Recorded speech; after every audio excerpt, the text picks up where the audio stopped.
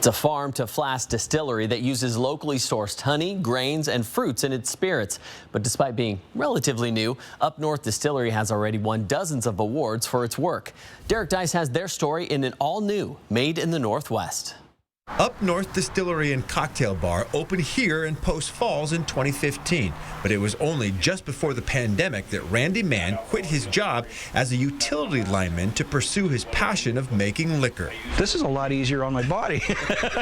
So I really wanted to make it a viable career alternative. And Mann used the time the distillery was closed down due to COVID to his advantage. All I did was make liquor and, I build inventory. Up North made a name for itself with its barrel-finished honey spirits. It's one of the only distilleries in the country that makes them. 6 or 7 of us, so not very many at all. And Mann loves making honey spirits because there are no rules for making them like you have with whiskey, bourbon, or brandy. This is a 100% honey product, but I can do whatever I want with it.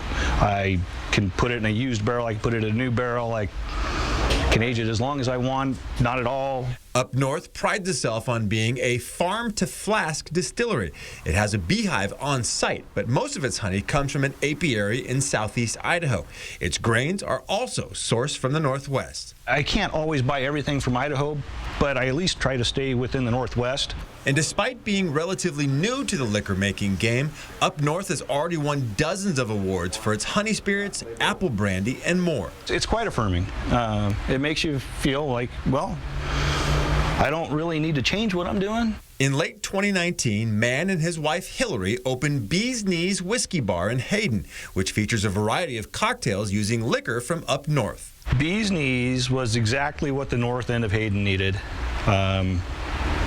It's kind of a pre-prohibition style bar. Up North has already outgrown its current space, but wants to keep growing in the same spot in Post Falls. The next plan for this building would be to just push this wall about 25 feet that direction. And Mann hopes Up North's future will be as sweet and smooth as its spirits.